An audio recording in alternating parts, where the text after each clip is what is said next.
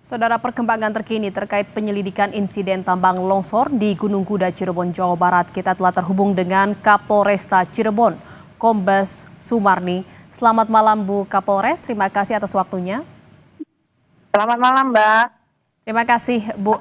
Ini ada dugaan kelalaian dalam insiden longsor tambang. Ini dari mana dugaan itu muncul Bu? Lalainya dari mana yang dimaksud? Ya, karena tambang tersebut izinnya lengkap ya Mbak ya. Yang pertama, izinnya lengkap dan akan berakhir di sekitar bulan Oktober 2025.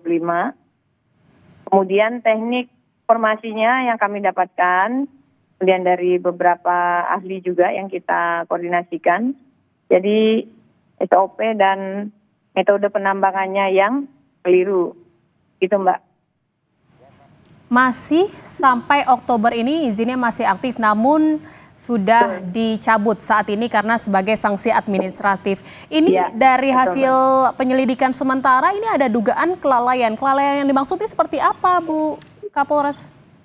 Ya, pastinya si pemilik tambang pada saat melakukan penambangan tidak menerapkan SOP yang benar. Kemudian pekerja yang melakukan pekerjaannya tidak diperhatikan keselamatan kerjanya. SOP seperti apa maksudnya Bu Kapolres? Gimana Mbak? SOP seperti apa yang dilanggar maksudnya? Ya, teknik metode penambangan kan pasti ada Mbak. Seperti apa pola penambangan yang benar. Nah, si pengelola tambang ya tidak melakukan prosedur tersebut begitu. Jadi dalam arti lain ini yang lalai ini apakah memang manajemennya atau karyawannya yang bekerja di tambang? Ya, berdasarkan hasil dari pemeriksaan para saksi yang kami periksa ya, sudah dapat kita mintai pertanggungjawaban terhadap dua pihak Mbak, yaitu pengelola tambang dan kepala teknik tambangnya.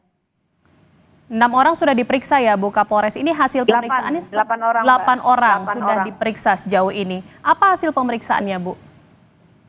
Ya, tadi sudah saya sampaikan bahwa terjadi pelanggaran terhadap prosedur pola penambangan yang benar, kemudian tidak memperhatikan keselamatan para pekerjanya, ya, sehingga kami dalam proses ini ya menerapkan beberapa undang-undang terhadap pihak-pihak yang dimintai pertanggungjawaban. Artinya ada pelanggaran pidana ya Bu ya? Dan pengelolaan lingkungan hidup, kemudian undang-undang keselamatan kerja, undang-undang ketenaga kerjaan, kemudian undang-undang minerba termasuk undang-undang yaitu di dalam pasal 359 KUHP. Artinya ditemukan ada pelanggaran pidana dalam aktivitas pertambangan di sana? Betul. Tapi sejauh ini belum ada penetapan tersangka ya Bu ya? Sudah ditetapkan 2 orang tersangka Mbak.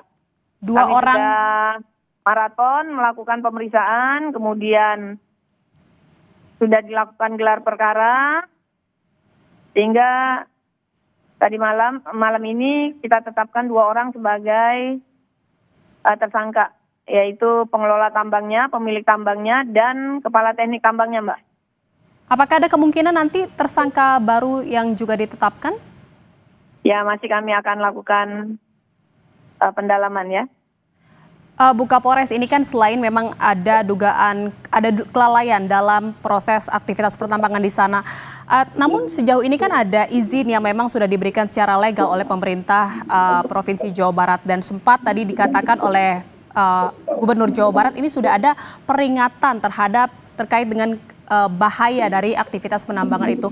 Sejauh ini ada pengawasan nggak Bu terkait dengan aktivitas penambangan di sana? Ya, pastinya dari pihak-pihak yang terkait ya sudah melakukan. Berdasarkan hasil pemeriksaan juga kita tanyakan, memang sudah ada pengawasan, saran masukan kepada pengelola tambang, namun pengelola tambangnya tidak mengindahkan.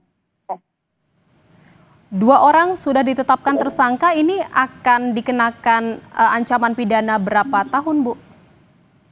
Dari undang-undang yang tadi kami sebutkan, undang-undang yang paling tinggi ancaman pidananya, yaitu Undang-Undang Pengelolaan dan Perlindungan Lingkungan Hidup ya, Undang-Undang Lingkungan Hidup.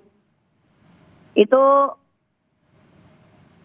pidananya paling tinggi 15 tahun. Ya, 15 tahun. Sejauh ini terkait dengan korban, Bu, 3 korban sudah ditemukan tadi sore. Ya. Ini siapa saja sudah teridentifikasi?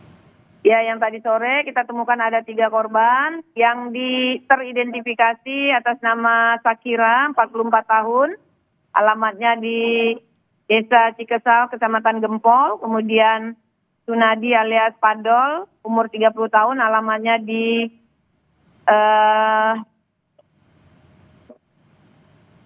Duku Puntang, kemudian Sanadi, 47 tahun, alamatnya di Desa Cikesal juga Palimanan. Jadi ada 3 orang, totalnya berarti yang sudah ditemukan dalam keadaan meninggal dunia ada 17 orang. Dan barusan kami sudah melakukan penyerahan kepada keluarga dan sudah dikawal oleh jajaran Polresta Cirebon ke rumah duka masing-masing, Mbak. Artinya yang masih hilang, masih 8, masih dalam pencarian ya, Bu Kapolres? Betul. Pencarian akan 8 yang masih belum ditemukan. Pencariannya akan difokuskan seperti apa, Bu? Karena memang melihat ini kan rawan longsor susulan seperti itu.